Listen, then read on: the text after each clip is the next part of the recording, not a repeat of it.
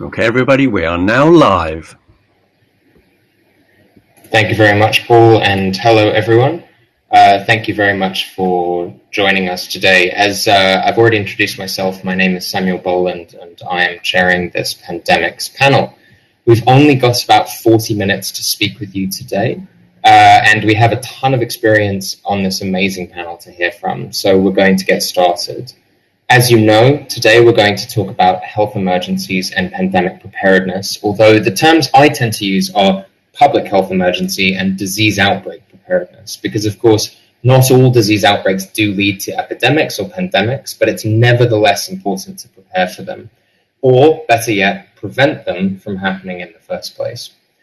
Before jumping into our discussion, though, I would like to do a brief round of introductions. So I'm going to call out the panelists in alphabetical order to introduce yourselves.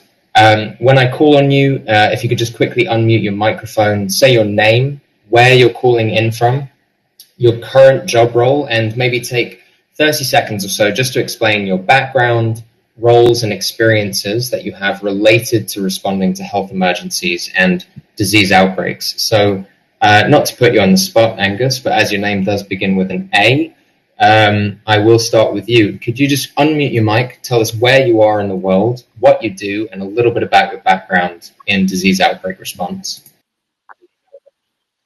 Thanks, Sam. Hi, everyone. My name is Angus Bayatengbe.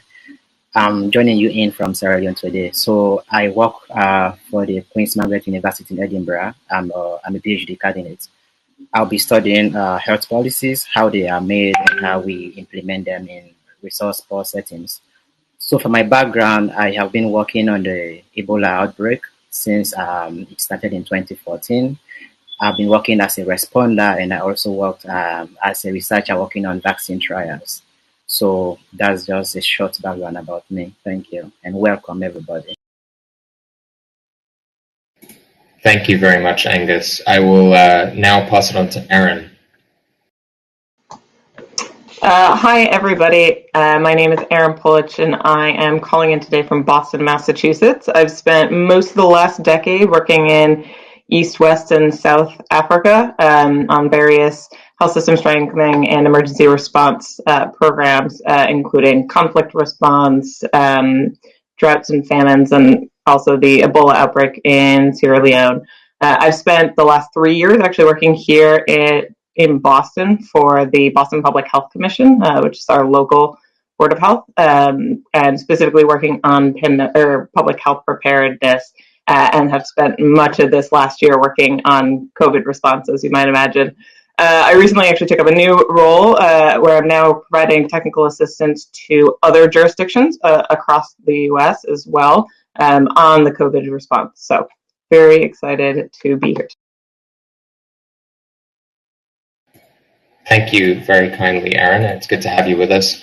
I am hoping that Marcella is with us on the line. Paul, I don't know if you're able to elevate her to a speaker position, but while we wait for that, I will pass it on to Simone to introduce herself. Thank you. Hi, everyone. My name is Simone Carter.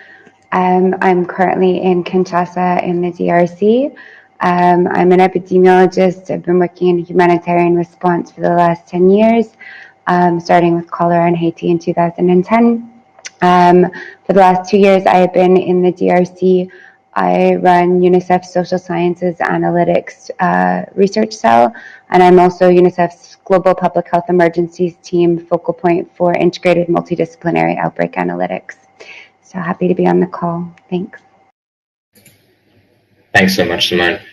Just quickly before moving on, Paul, if you don't mind just quickly touching base and seeing whether we've got Marcella or Rachel on the line or not yet.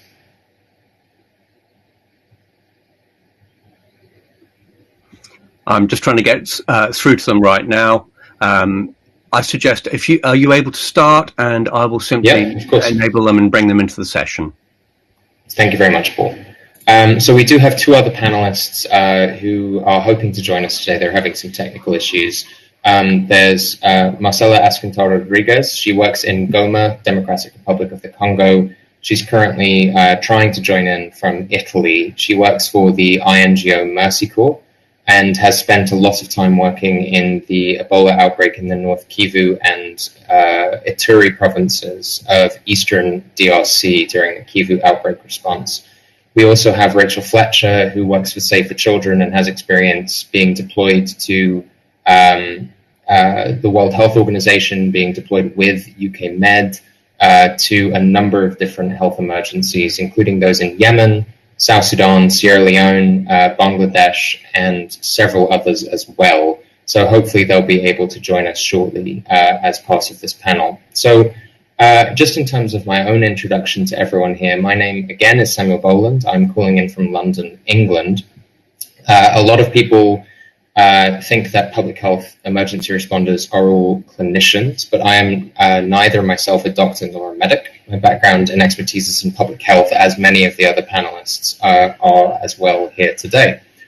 My normal role, I'm a researcher at the London School of Hygiene and Tropical Medicine, where I research the role and perception of military and security services in their response to epidemics. That's on hold because of COVID-19. I'm currently Mercy Corps' public health advisor, helping them adapt their global programming to mitigate the risks and help respond to the needs presented by COVID-19. Among others, I've worked for the World Health Organization, responding to Ebola in the DRC, UK Med in Rwanda with the Ministry of Health on disease outbreak preparedness, the NGO Goal Global, responding to Ebola in Sierra Leone, and Massachusetts General Hospital, supporting maternal and child health initiatives in South Sudan. I should also add and be sure to thank Ella Davies, who's in the background as our amazing rapporteur for this session. So finally, a quick run of show. I'm going to start the panel off with a question based on Dame Sally's comments and Professor David Heyman's keynote, which will be open to any of the panelists here to respond to. The discussion will progress hopefully organically from there, and I have several other questions to help guide our discussion if need be. Panelists, please do feel free to recommend specific action points or recommendations if they come to mind, things that the UN, the international central governments, or really anyone can do to help make health emergencies or disease outbreak response and preparedness more efficient, more effective, more equitable, or more safe. And also, please do not hesitate to jump right into the conversation. Do not wait for me to call your name or ask a question if you have something that you'd like to say. To those in the audience, we will set some time aside towards the end to take your questions as well. So please do be sure to use the question function over on the right-hand side of your screen. I will be monitoring that. And don't forget that if you see someone else that has asked a really good question, you can upvote or like that question. I will try and prioritize the questions with the most upvotes at the end. About 2 minutes before the end of our panel, I'll draw the discussion to a close and try to wrap up with some thoughts and discussion points. And when the panel is finished, you should be automatically taken back to the main stage where Dame Sally and the panel rapporteurs will go through these points from our discussion, as well as the points from the other panelists as well. So, going on to our first question and opening it up to the panel we have with us, the conference's two main questions are, what have we learned so far from the COVID-19 pandemic, and what more can the UN or we do?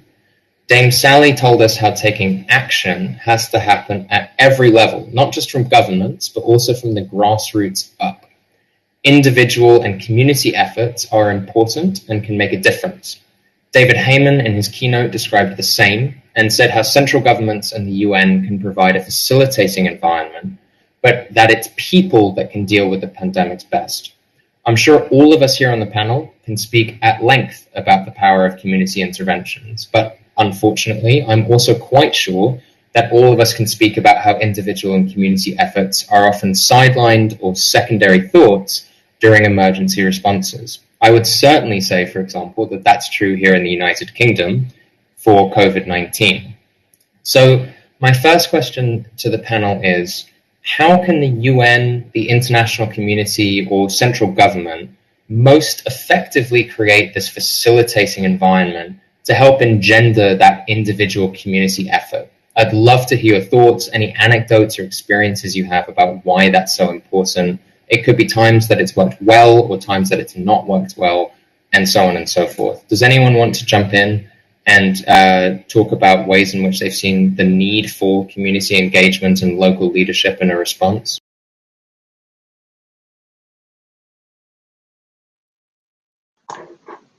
I'm happy to kick it off if nobody else has thoughts. I think that, like you said, Sam, we've seen a lot of examples across the world and across this outbreak and other outbreaks where community engagement just isn't done well and is sort of sidelined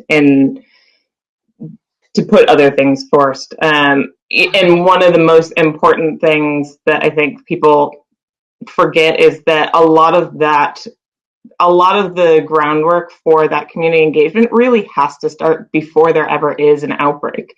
This is something we see again and again, is that if we're not constantly engaging different communities at different levels, and that's both, if you're working in Sierra Leone, and it's the same thing here within the city of Boston. If you're not doing that work, if you don't have those relationships built, then you have to build them while responding to an emergency, which is incredibly difficult to do.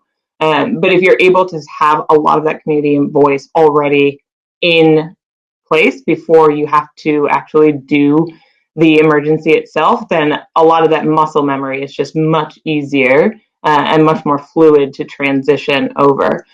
So for instance, I know one of the things that worked in Sierra Leone during the Ebola outbreak was that they put a lot of effort into setting up the Social Mobilization Action Consortium, which really looked at bringing in local leaders and local NGOs that already had existing relationships, that had faith-based community, and trying to amplify some of the messages that we're getting across for that. But even, setting up that took some time, and it took a lot of relationship building. Here in Boston for the COVID response, same thing happened where we were trying to get on the ground information at the start of COVID, not necessarily about where people were ill, but a lot of those secondary effects. So what was happening in our communities was that people were really struggling financially and they weren't able to buy food. So, one of the things that we stepped up and tried to do was to build relationships with food banks, to build relationships with faith-based organizations. And when those hadn't been done beforehand, there was a lot of sort of scrambling and trying to put that together. So if those are able to be built more into sort of a whole approach to a health system and to health system preparedness, that helps us a lot when emergencies and outbreaks actually happen.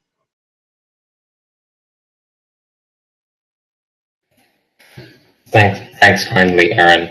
I can see as well that unfortunately we still don't have Marcella or Rachel on the line with us. Before moving on to another question, Simone, do you have anything that you'd like to contribute to this one? Yeah, sure. Thank you. I think one of the biggest challenges, and it's something that we've fought really hard for in the DRC, but also across the continent, is the importance of engaging with communities on their priorities. I think one of the biggest challenges about COVID is that we continue to talk about community engagement actually for COVID prevention when we have what we have been saying is secondary impacts, which are actually, if you put them on the same scale next to what's happening in communities in terms of access to sexual and reproductive health, access to vaccines, access to food, everything that is happening in the continent because of the public health and social measures to stop COVID, we're not actually engaging communities in their priorities. We are really putting our priorities forward and saying engage with these. And so I think we also need to take a step back when we look at things like, at a UN level, when we look at things like global risk communication, community engagement strategies, are we putting equally community health priorities, which might not be COVID, as the same importance? And I think especially when we have to start facing, information such as we're not seeing the same impact, the same mortality in this continent, but we are seeing huge impacts in terms of school closures. Evidence that we had before we closed schools. We knew what had happened in Sierra Leone and Liberia and West Africa when we closed schools, but we took that risk anyway.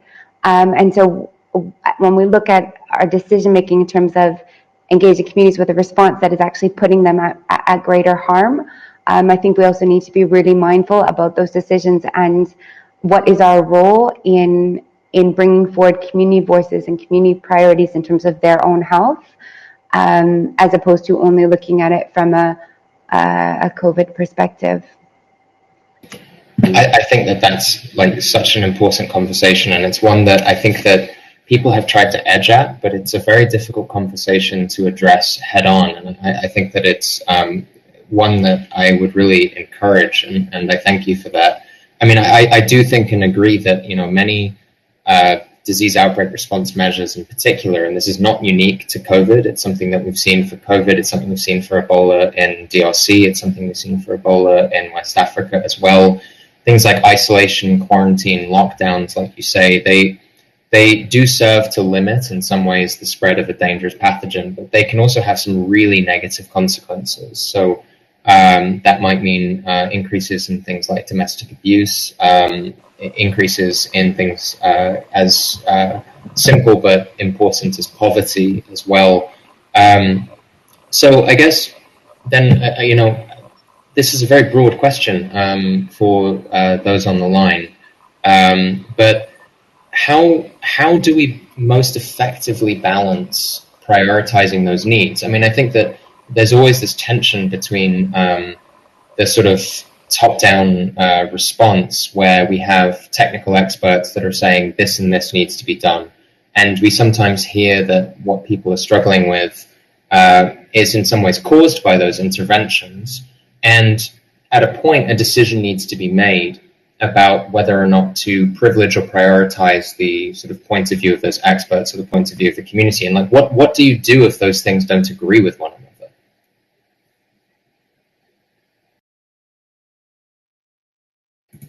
To the open floor. I mean, I can throw myself on that one. I don't have a great answer for it necessarily as you know, here's a solution. But I think one of the things that we're seeing here in the U.S. that's analogous to this is actually opening schools. It's hugely contentious. We know it has huge impacts, and to be honest, there's no real right answer for us right now that makes anybody happy, other than there being no virus and schools being completely open and in person. Everything else makes teachers or parents or students all uncomfortable in different ways, and it depends, you know, in terms of a lot of it depends on race background, it depends on your economic background and what capacities you have to do remote learning or not do remote learning. It depends if you're rural or urban. It depends if you're in a county that has had 0 cases for the last 3 months versus if you're in New York City, and walked through everything in the spring. And I think that it is something that, I know here in the US, we have across every single health department you talk to really struggled with, because they have really tried to get a lot of community voice in, because it impacts so much, like I said, in terms of teachers and unions and the students themselves. And in addition to that, also balancing that out with the best public health sort of advice and knowledge that we have that's constantly evolving as well out there. But at some point somebody does have to make a decision. And I think that for what I've seen in the jurisdictions that I've been working with is that there's not a great metric of how you calculate that out and how you decide who makes that decision, but having that decision be locally driven is hugely important, as trite as that might sound. Having it be locally driven by the local leaders with a lot of that community input, and then being, I think, very honest with the community about the fact that we understand that there are struggles and that that the decisions that are made might impact people and it might make some people angry or upset. But having that type of transparency really allows people to give you better feedback. In the US, I think that we've kind of gotten ourselves stuck into a cycle where we're continuously getting feedback and then updating things, and a lot of school districts haven't made decisions, and it's prolonged things, which is really, it's made things very difficult for both parents and teachers and students themselves. And so having that a little bit more finalized and having that feedback mechanism, again, a little bit more solidified in advance would be hugely helpful.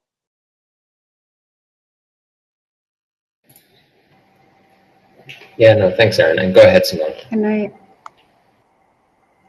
Yeah, I think one of the other really important parts is to document and evidence. So we've got lots. We love the epi data on COVID, and how are we getting quality data on the impacts? So we have in the DRC longitudinal study, but we have data coming out every 6 weeks where we work with everything qualitative, quantitative, DHS2, so health services use data.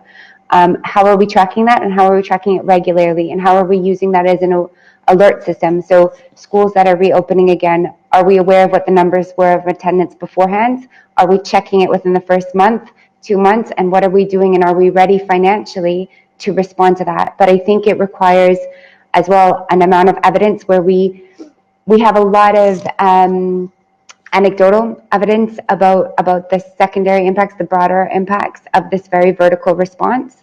And I think we need to give a lot more rigor, a lot more energy, and a lot more space, and put them on the same scale of what are the impacts of the decisions that we're making. But that takes a robustness. So, I mean, in the DRC, what we're doing is we're bringing together people who do impacts, socioeconomic studies, health studies, health services use, and qualitative research, and we're putting them together in one single workshop every 6 weeks to go what's happening, to try and give it a stronger voice. But I think that evidence base is really important, but not waiting until we're 2 years later like we did in West Africa to say what's the impact of school closures. Thanks. I really think that's so important. Thank you so much, Simone. I am going to swing right back to you with the question about the role of social science in these kinds of contexts off the back of that. But before I do, I think that we have had Marcella on the line. I don't think that she has the bandwidth to get her video working, but I did want to give Marcella the opportunity just to introduce herself. If you're there, Marcella, just your name, where you're calling in from, what your role is, and your background in health emergencies and disease outbreak responses. It's great to have you on the line. Thank you so much for joining us this evening. Hi, everyone. Can you hear me? Can hear you, Marcella. Thank you. Oh, sorry. No, I'm just having technical issues here. Yes, my name is Marcela Escuntar Rodriguez. And I currently work in DRC for Mercy Corps. I'm the Strategic Coordination Advisor. And I started in almost the very beginning of the Ebola response in DRC. This is actually my first experience in public health in DRC. And then, I worked with Mercy Corps until, I worked with the Ebola response until the end. And then I started contributing to the other programs in the adaptation to the COVID prevention. So yeah, that's what I've been doing, and I continue supporting the program in COVID-19 prevention. Thank you. Thanks so much, Marcella. And to those on the line, Marcella has just wrapped up about 24 hours of travel and overnight flying. So a huge thanks for her joining us this evening. So I did want to swing back, Simone, and pick up on the train of thought that we just had about the role of social science and research. I mean, I fundamentally agree with you that it's something that we need. We need to have not only the engagement of local actors, but also the data for decision makers and also for individuals at the sort of quote unquote community level to be able to make their own decisions. And that, coming in 1 or 2 years after the mark to generate that information means a huge amount of lost time. And in the context of a health emergency or a disease outbreak, lost time can very much mean human lives. And so I guess I'll start by turning this question to you, Simone, but also to the others on the panel. I mean, what do you think was the reason why the need for social science and that kind of social data was not prioritized in the first place, or at least why wasn't it there at the beginning? And what can we do moving forward to make sure that we do have access to that kind of data and that kind of information for future health emergencies? What went wrong and what can we do better in the future? Thanks. I mean, I think we're getting, starting from the West African Ebola outbreak, we are giving more and more space to social sciences. We've been very successful in having the social sciences analytics cell in the DRC. We sit next to epidemiologists. We do not sit in the risk communication teams. We sit with the epidemiologists. We sit with the people who run the DHS2, so the Health Services Use data analysts as well, and we sit under the Ministry of Health. And I think that those factors are critical. I think for social behavioral sciences to be heard at the same level, it has to be sitting at the same level, but also with the Ministry of Health, if you have a functional Minister of Health or a partially functional Minister of Health, that's also critical. And everything being done in support. I think globally, though, we still look at a disease as a medical problem and not a behavioral problem. We still look at an outbreak as something that you're sick with and not something that how you got it, how to stop it, that absolutely everything is behavioral. I mean, we made the joke here a lot that a surveillance form, we take epi data and they're filled in by surveillance forms, which is filled in by a human being, which at the end of the day is a behavioral intervention.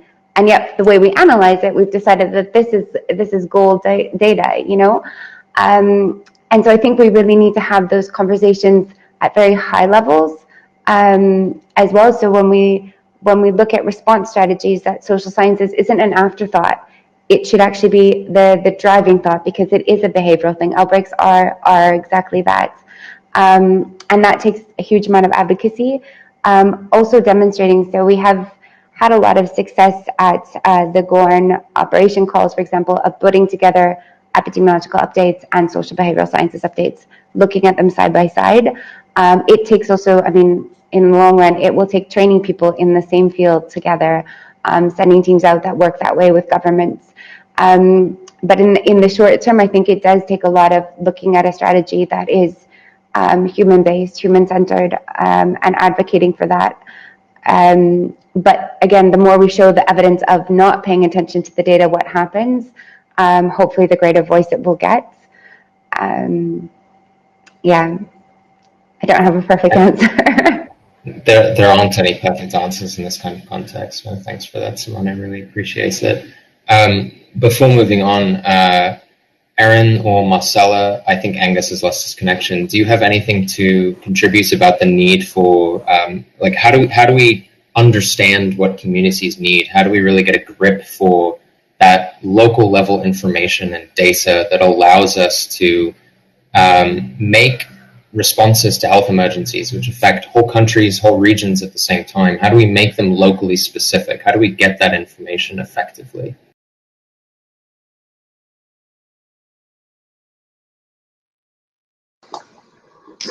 I don't know if Marcella wants to jump in here, but I will say I know something that we did during the beginning of COVID was actually to do surveys. And surveys are obviously in no way perfect, and they're quite biased, and it depends on a whole host of factors.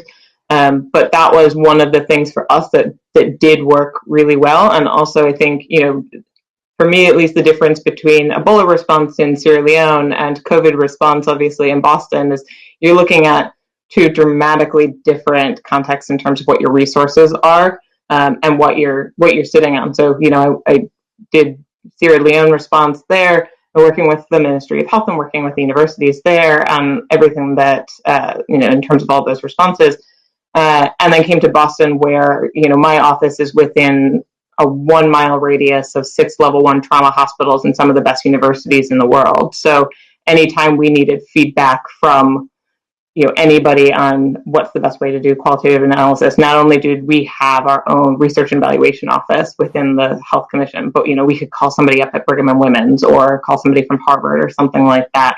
So having those access to those type of partnerships is quite different for us, or at least it was quite different for me. But that being said, geography is one thing, and I think that there's a lot of places that there's a lot of ways that those relationships can obviously be built up in advance, such as LSHTM and others who are able to have footprints and have support in locations and try to sort of build that capacity in advance or rapidly at the start of an outbreak to try to support some of that needs assessment and really understanding what those community needs are.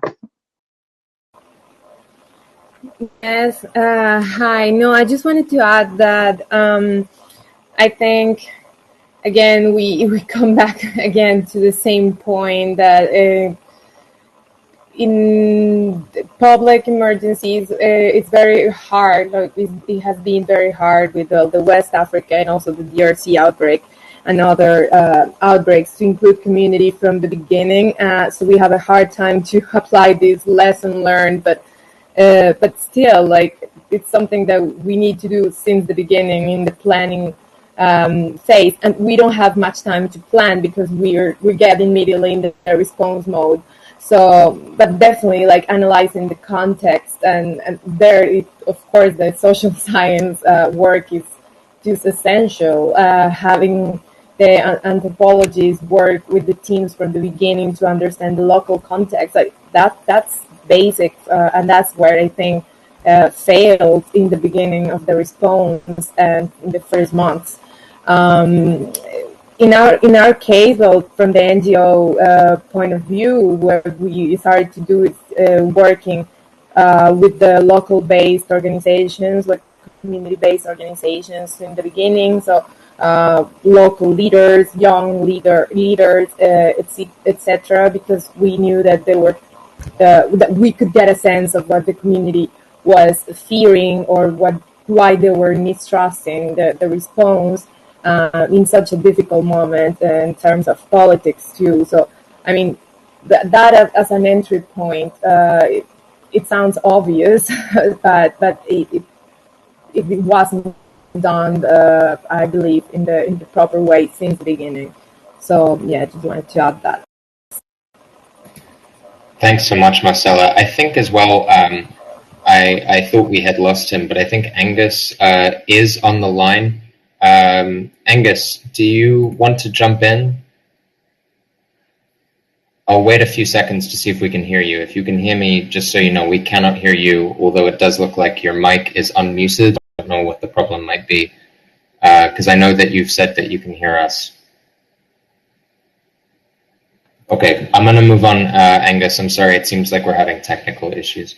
Yeah, no, Marcella, I really appreciate your feedback and your insights as well, in addition to Aaron's and Simone's. I guess maybe one thing, coming back to you, Marcella, but Simone, I know you had experience in this context as well.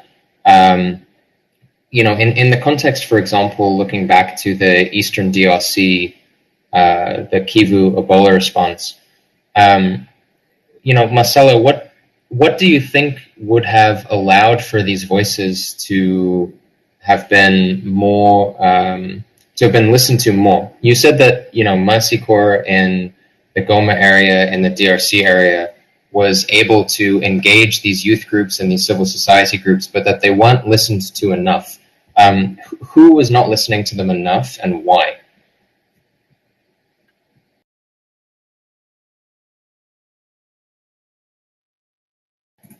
I think we might have also lost Marcella. I know Marcella is struggling with the internet connection as well, so apologies for that.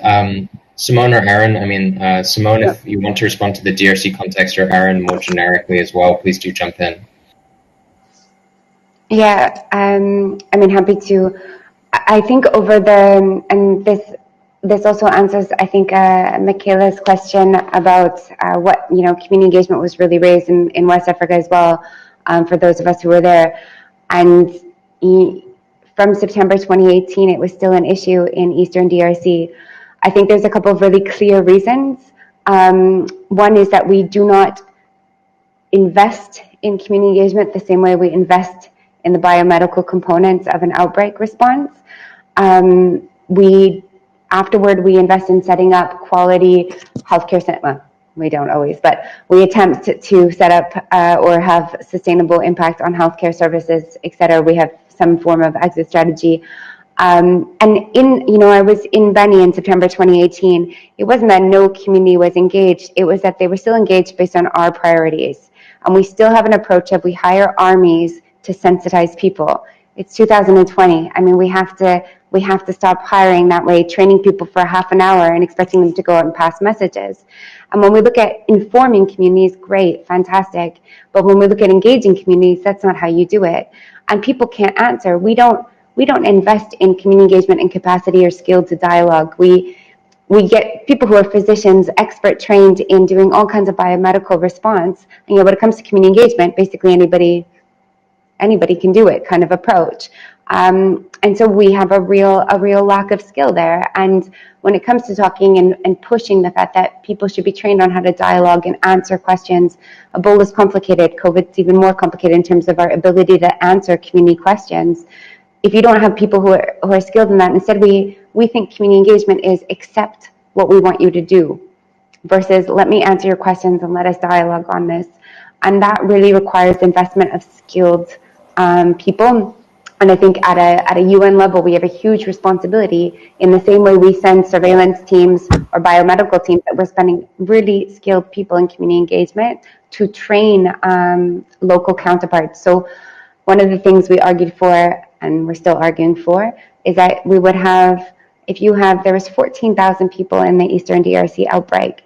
So how do you make sure that everybody is able to answer community engagements if they're working in the response? What is the mechanism to ensure systematic training and retraining so people have enough information to correctly answer things like a vaccine trial, treatment which is experimental, all of these kinds of things that make people really uncomfortable because they're complicated.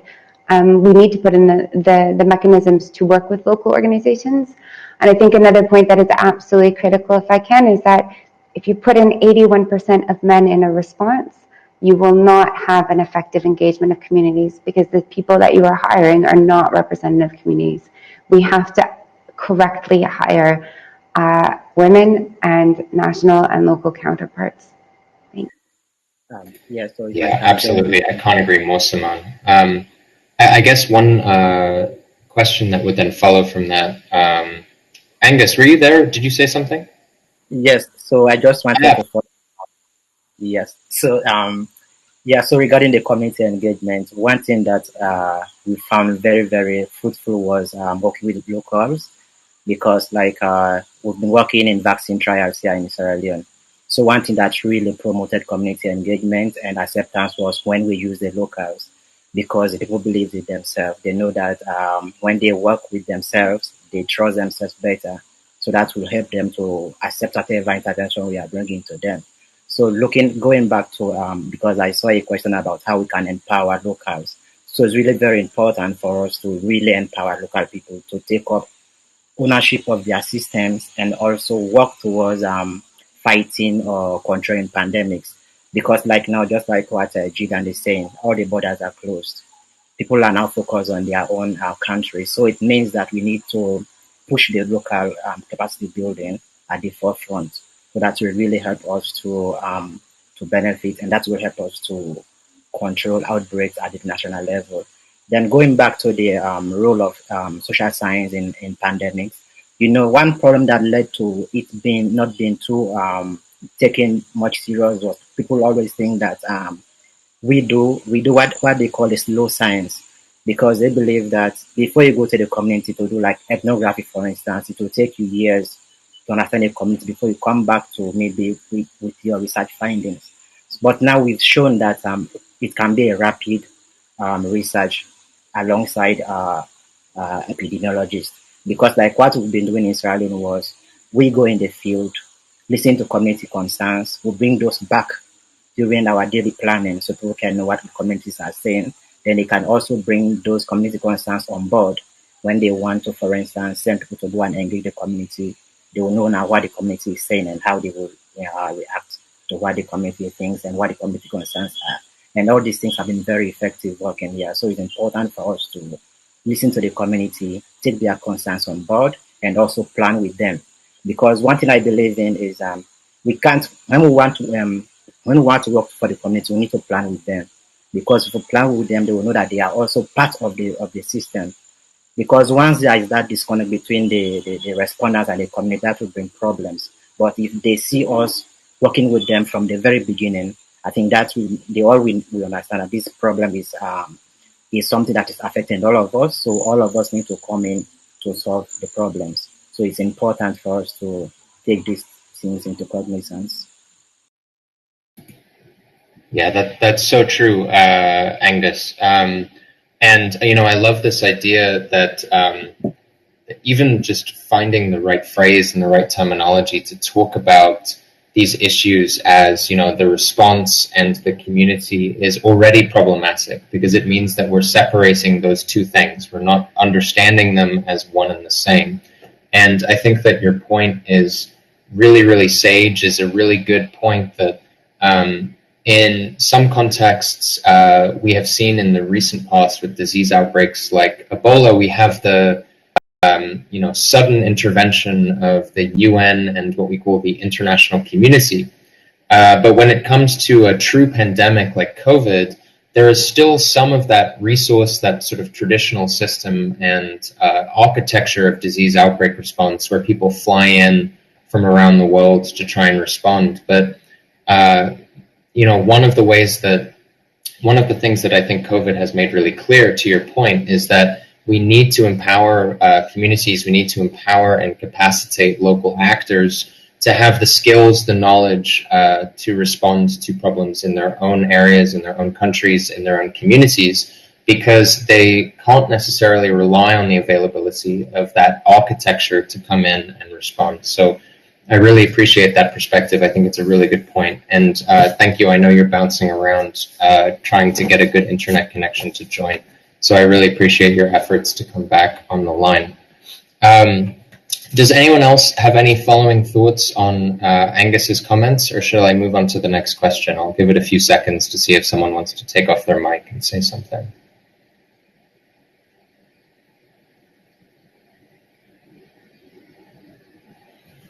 Okay, I'll move on. I think that,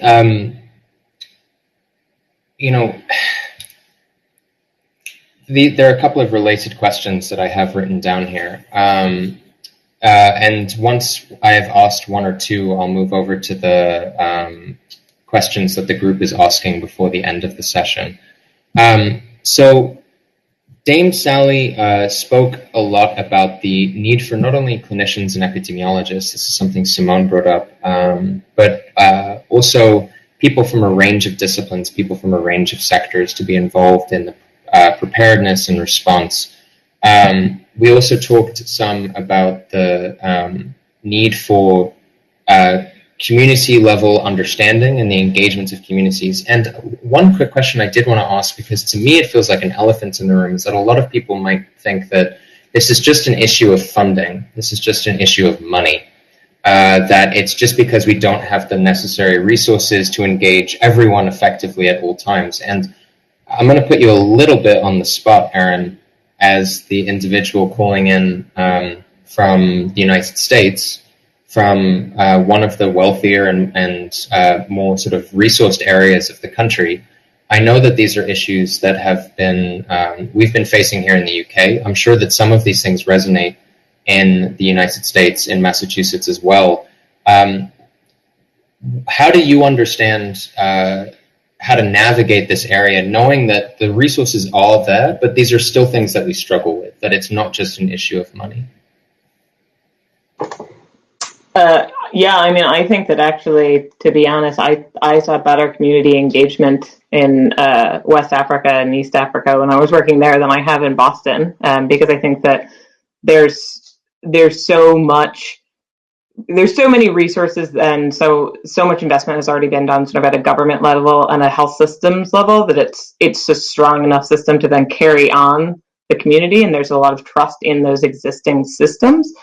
So not as much has been led at a community level. And that's not to say it hasn't been done at all. But there is a lot more discussion happening about community resilience. And to your point, it's not something that's incredibly expensive. I think that for a lot of folks, though, it's something that sort of secondary to where the priorities have been. And part of that is not necessarily funding related, that there's not enough funding, but it's that, at least in the US, we've had a public health preparedness system that is it's been very top down and mostly led in a post 9/11 world to really support what happens if there's an anthrax attack or if our hospitals have to deal with a mass shooting or something like that. So it really has just focused, in terms of deliverables on that level, on sort of that health systems level and a little bit at the government level. And there just hasn't been as much to push it at the community level. So it's not necessarily that the resources aren't there. I think that it's sort of seen much more as just a lower priority overall. And I do think that is changing. I know that it's changing in Boston. I know it's changing in a lot of other jurisdictions as well. But, I don't think that we are to the place that we want it to be. And I think that if those systems had been as strong as they are in a lot of other places that I've worked, COVID would have been a very different response. Thanks, Erin. I think that's a really sage response. So we just have a few minutes left, and I want to save at least one just for a quick wrap up at the end. So going over to some of the questions that have been coming in from the audience. Gillian from London asked that COVID has highlighted that a rapid response to outbreaks must happen via local and national organizations, as we've been talking about, especially when borders close and flights are cancelled, yet rarely national organizations are empowered and funded to prepare and to respond. So if and when it does come to issues of actual, budget lines, funding, and cash flow, how can we push central governments, how can we push the UN, how can we push the World Health Organization to put their money where their mouth is, and when they say that there's a need for community engagement, actually make sure that it's funded?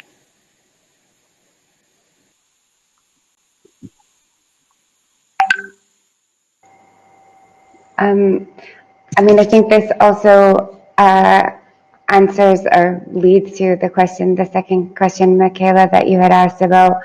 I know I've lost it, sorry. On the decolonization of global health. And I think that I don't think that there's an interest. I don't think that we have enough of an actual interest and dedication to give the money to the local organizations to reinforce capacity. I think it's having been in the DRC for Ebola, where there was 14,000 responders, having been here for COVID and the current Ebola outbreak. It's been nice to have less people being allowed in the country, but I think that we are not that interested, to be completely honest. I think as international actors, I think as the UN, we need to be a lot more honest about our relationship with local partners and local counterparts, and what capacity building really looks like. What reinforcing that really looks like, and I don't think that we take it seriously. We did write about, it was published via SHAP with colleagues from IDS on the broader impacts of a vertical response and the concepts of who is vulnerable and who decides who's vulnerable and who decides how we work correctly with communities. And I do think that that's an important concept of, it still is a very Western response. It is led by Geneva or the States. It is based on our priorities of health, and so I think that we are not there at all. But hopefully we will. Thanks. Thanks so much, Simone. I would ask others to jump in, but I think that we're just about to shift back to the main stage. So I did want to extend a really significant thank you to Simone, to Erin, to Marcella, to Angus, and also to Rachel, who is in the background trying to join this call but hasn't been able to. So thank you very much to all five of you. I really appreciate that. I know some of you are traveling. I know some of you are in specific offices where you have good enough bandwidth. I know that some of you have had to go to your capital city in order to have the bandwidth that you need to connect. I know this is easier said than done. I really do appreciate it. Thank you very, very much for your insights. At this point, Paul, I think it's over to you because I think we're about to return to the main session. So sorry for not having more time for your questions, and thank you very much to you all. Lovely. Yes, I'd echo Samuel's thanks to you all. Been really, really interesting. Everyone, you should have a bar at the top of your screen. This is mainly for the people in the audience. You'll get a bar which should encourage you to head back to the main breakout, to the main workshop room, where we will reconvene in about 3 minutes. Okay. Again, thank you to all the panelists. Thank you to the audience for really thought-provoking questions. Very, very interesting indeed. And let's catch up in about 3 minutes back in the main workshop.